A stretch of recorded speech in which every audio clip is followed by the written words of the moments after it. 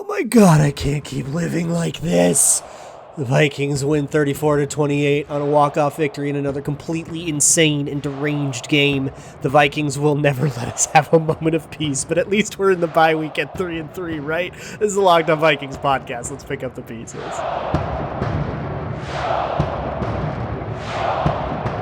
Ooh-wee!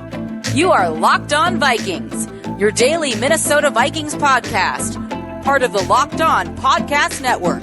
Your team every day. What's going on, everybody? Welcome to the Locked On Vikings podcast. Part of the Locked On Podcast Network, your team every day. Thank you so much for making Locked On Vikings podcast your first listen of every day.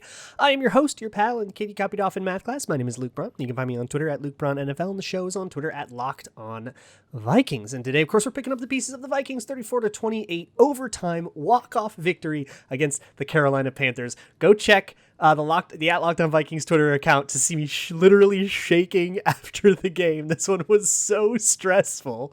And I've had a little bit of time to rewatch and process it. So let's go into the way this game went down. And overall, it was an unbelievably sloppy game. The Vikings walk away with 11 penalties for 93 yards on the end of the day. Panthers have 3 turnovers. This absolute total mess of a game, as Vikings-Panthers games have been since the last 3 decades. So look, the Vikings defense played really, really well to start, but they kind of collapsed at the end. The offense disappeared for most of the second quarter, but otherwise played really well elsewhere. This is really incomplete game, and we'll kind of do a vibe check on that later. But for now, I want to start with the defense, and the defense started, the very first play from scrimmage was a Bashaud Breeland, of all people, interception. Fantastic way to start the game, right? He just played man coverage really well. It came really late in the play. The Vikings couldn't get pressure, but Darnold couldn't find anybody open, and he was playing really panicky and stuff, and he threw a really dumb pass. Breeland jumped it and got the pick, right? And we'll talk about the offense later. We'll just focus on the defense for now. But on the first touchdown, where the Panthers got the ball after an offensive fumble, the touchdown itself, it was a pretty poor drive, although the Panthers started on the 18-yard line, so it's hard to blame them too much, although on the touchdown itself was a Chuba Hubbard running touchdown. I think it was a misfit on either Kendricks or Griffin, so blame one of those two guys. They looked like they had miscommunicated. They both went to the same gap. But after that, the clamps kind of went on. Play after play by Everson Griffin, Danielle Hunter, Dalvin Tomlinson had a great game. Eric Kendricks, Anthony Barr, I thought had an especially good game. The secondary was pretty good. Panthers got a touchdown, a field goal drive, and then they got a punt block touchdown. And for most of the game, that was pretty much all of the scoring that the Panthers were able to muster. Otherwise, it was just clamps on. That punt block touchdown, by the way, while we're on it, I think that was Weatherly's fault. I'm pretty sure that was Weatherly's fault, actually. Fairly certain. It was a stunt, just a little twist on the pass rush, and Weatherly just didn't see the guy. He went all the way down to start covering the punt before he saw that a guy had run past him and blocked it, and then they recovered it for a touchdown. Reads wise, I thought Anthony Barr in particular was all over everything. They had a really, really difficult time deceiving him. And that makes things just so hard when it's play action and linebackers aren't biting on it. I think he found a tell, whatever he found in the Panthers. I think he found something that told him run or pass, because he was not fooled by anything. He was all over everything. He was defeating blocks. I thought Anthony Barr had a really, really nice game. Of course, there in addition to the interception, there was a DJ Moore catch fumble, and then also a strip sack of Sam Darnold that also helped stymie the Panthers when they did have anything going on.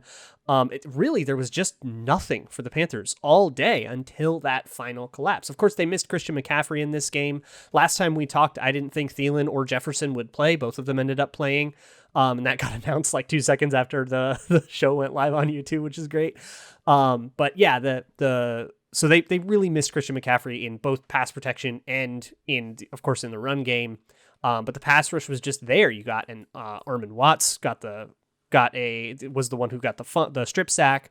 You had a James Lynch sack on a twist. Everybody was getting involved. It was mostly Griffin and Hunter being Griffin and Hunter, though. And those guys just are the guys they were back in 2019. It's beautiful. So the Vikings at that point lead 28-17. And they have one defensive drive that's not great. They give up a field goal. So now it's 20-28. But ultimately, it's just some bad defense from there. The Vikings get set up with a 96-yard drive. The ball's on the Panthers 4. up 8 with 2 minutes to go, and they give up the touchdown drive. It's kind of a mess. You had 1 4th and 10 where Kendricks ends up covering a tight end Ian Thomas on a deep vertical, like man-to-man. That's a really, really difficult assignment, but Kendricks has done that when it was Devontae Adams, so disappointing. And then you had a 4th and 6 where Cameron Dantzler plays press coverage on a fade to DJ Moore. He gets dusted off the line of scrimmage. There's no reason he should be in press. He apologized for that play on Twitter. That was such a bad decision. Like, Dantzler's like, yeah, that was bad. I got to get better on that one, to give it up. The touchdown itself was Eric Kendricks, I think, just playing it a little bit too shallow. I asked Twitter for some help. Arif Hassan helped me kind of untangle that one. I'm not great at coverages, but he was just playing something a little bit too shallow, gave too much room to Robbie Anderson in the back of the end zone. By the way, while I'm on him, Robbie Anderson had a terrible game of drops. Everybody dropped a lot of passes. Chuba Hubbard dropped a couple. DJ Moore dropped a couple. Robbie Anderson, I think he had like 5, like just an ungodly amount of drops. Absolutely helped the defense. There were times where they gave up lots of separation and Sam Darnold hit it, and then the pass was dropped.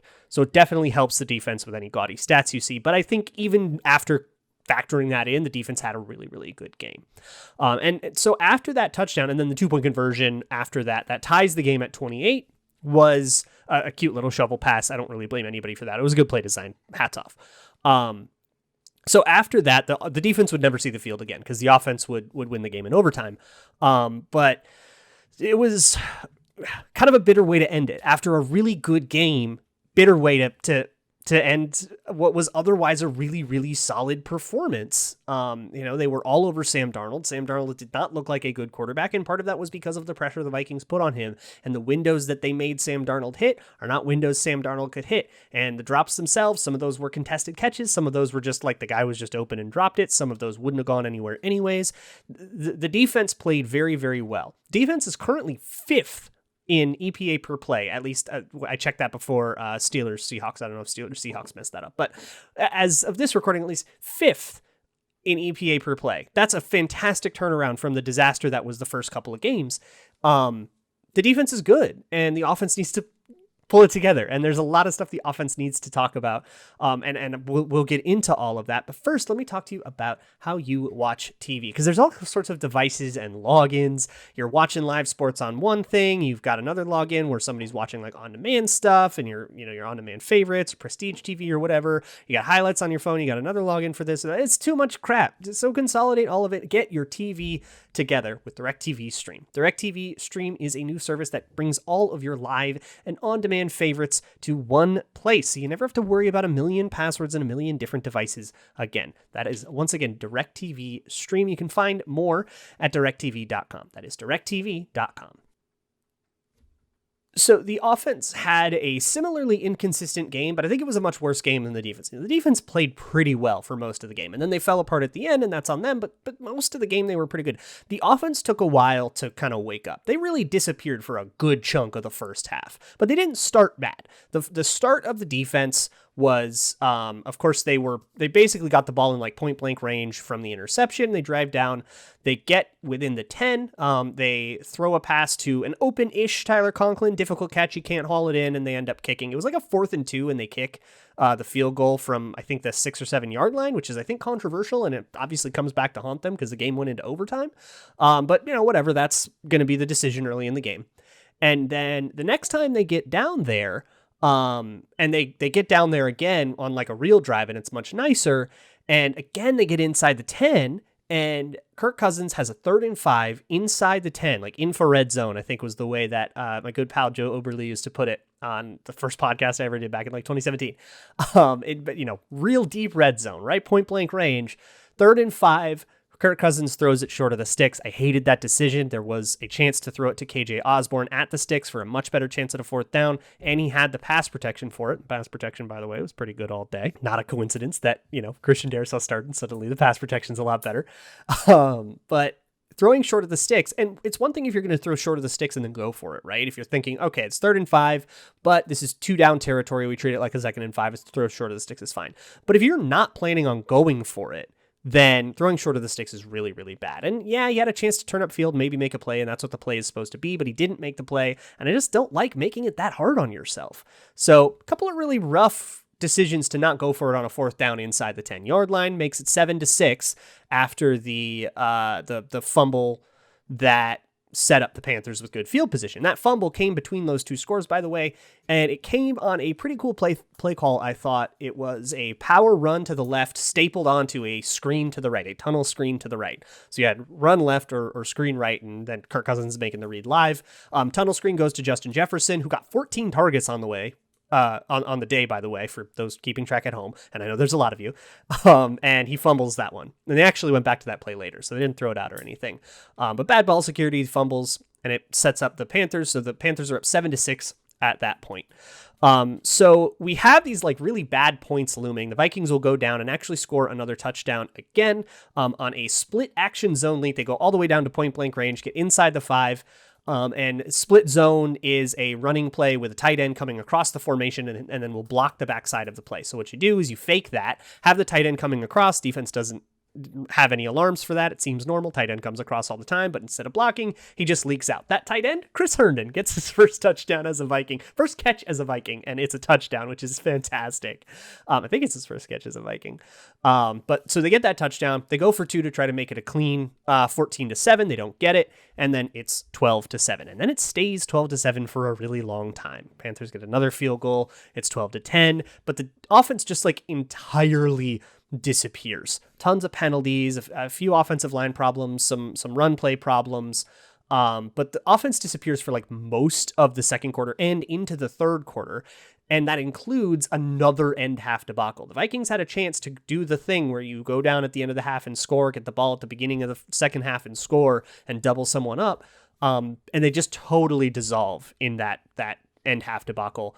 They end up getting, I think, 2 penalties, and then it's like a 3rd and long, and then they do a give up draw, and that's that, and they run the clock out and end up going into the half with nothing just because the possession went so poorly. But that punt block touchdown happens, and it gives the Vikings their first deficit over like 1 point or over 4 points in the game. They go down 17-12, and it's their first like scary deficit of the game in the second half, and then they wake up. And that is sprung by a very well blocked CJ Ham run, 3rd and 1. They just do the fullback dive, and Christian Darrisaw absolutely sleds somebody, just pushes him down the road. And it springs CJ Ham loose for like a 29-yard run by the fullback. Fantastic stuff. And then they end up scoring a touchdown on that. That touchdown comes out of heavy. And if you listen to the Friday show, you know why I am so excited about that, because that's what I asked them to do. And it is getting less and less like ridiculous. Like, it's not as funny because it's not as ridiculous to suggest that the Vikings are listening to the show, because they keep doing the stuff that I asked them to do. So either I am thinking very much like an NFL team, which is fantastic news for me, I will take it, or they are listening to the show, because 6 offensive line felt like an idea out of left field, and they put 6 offensive line out. Rashad Hill actually got an injury on one of the field goal reps. So it was Mason Cole was the 6th offensive lineman. I don't know if it would have been Hill or not. It's been Hill in the past though. And Mason Cole actually was like a key block on a Dalvin Cook 16-yard touchdown that was one of those reaching touchdowns. They had to review it to see if it was in or not. Mike Zimmer had to challenge it, wins the challenge, touchdown Vikings. They go for 2 again and they don't get it. So the score, it gets really weird from there.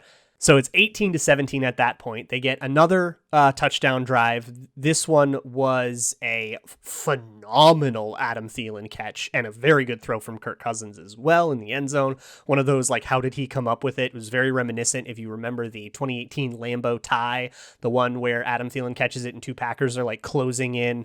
That was the one that sent the game into overtime. If you remember that particular play, it was like that one. And so Thielen puts them up 25-17, and then another field goal. 28-17 was the score. And then they sort of clam up as they're trying to put the game away. And this is where the defense starts to collapse. In particular, there was a frustrating moment where the Vikings were in ostensible field goal range. However, Greg Joseph actually misses 2 kicks in the fourth quarter, both of them going into what I guess was a pretty bad wind. Mike Zimmer said after the game he wasn't too mad about the misses because the wind was pretty bad. So they were actually in like what would have otherwise been comfortable field goal range, had a 3rd and 8, and then they run the ball. I don't know what they reduced their like plausible field goal range to, but they didn't want to kick one over 50 yards, I guess, because they run the ball. Now, they did not try to convert that 3rd and 8. They just ran it again. And it was Alexander Mattison again, by the way. And again, the run play is blown up because of an Oli Udoh covered or uncovered problem. We talked about this a lot last week, but in zone running, who you block depends on the defensive alignment and reading whether or not there's a guy in front of you that you have to block. Oli Udoh makes the wrong decision. Both he and Brian O'Neill climb up to a linebacker. It's not unlike a blown coverage, in the secondary on defense. Defensive lineman just comes freely into the backfield. Also, Tyler Conklin gets blasted back. I thought he had a pretty bad day as a blocker. Decent day as a receiver, though. And the run gets blown up for a loss of 3. Vikings punt, and they don't elect to go for what would have otherwise been a reasonable field goal. So I don't know how many yards that run would have had to get to set up a field goal, but losing 3, I guess, wasn't it. And then they punt. Really, really frustrating, really conservative. I sort of get it with the wind, though. Like, I got to know what the line was, and I probably never will, so I kind of can't answer that question for you. But that's the offense's day. And then Panthers go down and, tie up the game and stuff, and then they get a possession with 46 seconds left to go and 2 timeouts. That one, again, does not go very well. They punt. The Panthers kneel the Panthers got the ball with like 2 seconds left. They kneel it out, go to overtime. Vikings win the toss, and then orchestrate a fantastically gorgeous drive to go down and score in overtime, and it culminates in a 27-yard touchdown pass to KJ Osborne on a corner route where he catches it and then dives at the pylon. Super dramatic. Vikings walk him off. He throws his helmet, and he says after the game that he was thinking in overtime, if I score the touchdown, I'm throwing my helmet as an homage to Stephon Diggs. So he does that, which I think is gorgeous and beautiful, and the Vikings walk him off. So they get the win. I mean, it was this crazy game with all sorts of disasters and also all sorts of good stuff and so much. Like, how are we supposed to feel about this game? So let me vibe check you. And we're going to do that in just a second. But first, let me talk to you about Built Bar, the best tasting protein bar on the planet. Built Bar is perfect for those late nights where you want something chocolatey, but you don't want to fall off the wagon. Maybe you're doing keto. Maybe you're just trying to lose or maintain weight, and you want to feel like you're cheating, satisfy that craving without actually having a cheat. It's high in protein, high in fiber, low calorie, low sugar, low carb. It's like 4 grams of sugar. Like, you'll be fine. And it comes in a whole bunch of delicious flavors like coconut almond, just coconut, chocolate cherry, chocolate peanut butter, mint chocolate, whatever you like. You can find all that. There's 9 main series flavors. My favorite thing to order is their sampler box, which is 2 of each. They also have some limited time flavors that pop across their website every once in a while. So check back every once in a while at Built.com. At Built.com, you can enter promo code LOCKED15, LOCKED15. You can get 15% off of your next order. That's promo code LOCKED15 at Built.com. Also, let's talk about the Grambles. The Vikings spread actually moved to they were 2.5-point favorites, and then they end up covering that when Christian McCaffrey was out, and then it was, Cook and Thielen and Jefferson were in, the line moved. But at BetOnline, you could bet anything. You can bet more than just the spread or the over-under or the money lines. You can bet, you can build your own player props. You can do their live betting stuff. I've been loving that during the primetime games. Go and check all of that stuff out. And BetOnline is free to sign up, and when you make your first deposit, you can get some free Gramblin' money as well by entering promo code LOCKEDON. That's LOCKEDON, all one word, and you can get a 50% welcome bonus at betonline.com, where the game begins. So, how are we supposed to feel about this game? Because the Vikings came in as 2.5-point road favorites, and then they both overachieved and underachieved. They covered, so I guess they overachieved, but it doesn't feel like they covered. It doesn't even feel like they've won a game since Seattle, but they have won 2 games since Seattle. They've rattled off 3 of 4 since their 0-2 start. And now we're into the bye week with so much time to just marinate on this game. What do we make of this? I was talking to my dad after the game, and he brought up a really good way of thinking about it. The Vikings had about 7 chances to win this game, just 7 chances to put it away. And they ended up using all 7 of them. Those 7 chances were the 2 missed field goals from Greg Joseph into the wind, the 3rd and 8 run that could have set up what would have been a game-winning field goal, or you could have converted it or something like that, and that could have been a chance. The 2 4th downs on defense on that final 96-yard drive, the 2-point conversion on that final drive, that's 6, and then overtime was the last chance, and they did it on the last chance, and they could have gotten other chances too if they had stopped the Panthers in overtime if they didn't get it or whatever. But so you have 7 chances to win this game, So what do you do with that, right? Because you can kind of focus on it either way you want, and it depends on the paradigm you already have when you're thinking about the Vikings. If you want to confirm that the Vikings are bad, you can say, man, they needed 7 chances to put away the lowly Panthers. If you want to think about the Vikings being good and you want that paradigm, you can say, well, they had so many chances to put away the Panthers because they kicked their butts up and down the field all day and got this 28-17 lead at the end. Yeah, of course it took a whole bunch of stuff to go wrong to lose. They earned all that cushion, right? So, I don't know. I don't think it's very appropriate to like fully go one way or another, although it's really hard not to. Like if you have a preconceived idea, you want to confirm it. It's how our brains work. But like, it's still difficult. Like, what do you make of a crazy game with all this crazy stuff? You're almost tempted to just say, well, that one was weird. Guess we got to win and just move on to the next one. Start thinking about the Cowboys after the bye. But I'm not satisfied with that, of course. I want to, answer the question, what happened? And on Wednesday, we'll have our What Happened Wednesday, and we'll do that. But for me, I don't really feel very satisfied with going moment to moment and trying to extract some broader narrative about, well, was he too conservative because he did this on 3rd and 8 and he didn't go for the 2 red zone touchdowns and he kicked those 2 in the red zone and then almost lost the game because of that and all that stuff. That might be a fair critique, and lots of people will do that, so I don't feel like I even have to, but I also don't feel like that gets to the crux of the game well enough for me. What I want to understand is how they took the second best defense in the league, at least by EPA per play, and put up 517 yards on them. Here's the stat of the game. The Panthers came into that game averaging 255 a game on defense, allowing 255 a game. The Vikings doubled them up. They got 517. That's more than twice the Panthers' average. This is a very, very good defense, and the Vikings moved the ball, but it doesn't feel like they moved the ball because they had such a lull, and they had all these conservative moments where they kicked field goals, and maybe they should have gone for it on 4th down or whatever. So it doesn't feel like they were moving the ball as well as they were moving it. But they did, and they had all these great drives, and, they scored 4 touchdowns on the game, including the overtime one. Ultimately, it kind of was a good game, but it doesn't feel like a good game because of all the penalties and the blocked punt and all the disasters and the missed field goals and the just chaotic nature of all of it. I should probably talk about Kirk Cousins and the chaos meter. If you're watching on YouTube, the chaos meter will be up on the screen. If not, you can find it on Twitter or in my zone coverage article. If you're interested in it, it is a halfway joke thing that I made to measure how chaotic Kirk's game was. Not necessarily how good it was, but how chaotic. And I put it in the green, which is the best place for it to be because it was kind of chaotic. Kirk Cousins fumbled on a pump fake once, and it was ruled an incomplete pass, but it was clearly a pump fake and the ball fell out of his hand. Like, what? That's insanely chaotic. He also had some extremely conservative moments, like throwing short of the sticks on 3rd down in the red zone. But ultimately, Kirk Cousins got the ball in overtime. All that stuff, smooth it all out, 0-0 game, overtime, sudden death, go down, score a touchdown, and win, and he did it. And it was on a strike, too. It was a really good play, that touchdown by Kirk Cousins. So I say we get to credit him with a pretty good win here, and it's kind of what he's done all year. The Vikings have all of these close, crazy games, and most of the time when Kirk Cousins has had to answer the call, he's done his part. He's gotten them down where they need to go, and then the kicker misses the field goal, or the defense gives it back up the way, on the way back or whatever. The clock management is weird or something like that, and there's always something else going on, but by and large, Kirk Cousins has done his part in these games, and hopefully we can start winning them a little bit more comfortably, though the schedule gets a little harder upcoming, so we'll see how they handle all that, but we got lots of time to talk about it. Last thing I want to discuss right quick is the referees. I usually don't want to talk about the refs. I don't find it very interesting, but it bears mentioning. I'm usually really fair to the refs, like maybe too fair to the refs. I've been insulted online about it before, which is hilarious, but like, the refs have a hard job, and I think most of the time angry fans love to be mad at the refs, and non-angry fans love to be mad at the refs and basically just default to the refs did the wrong thing every time there's any kind of question about it. So I try to be very, very fair to them.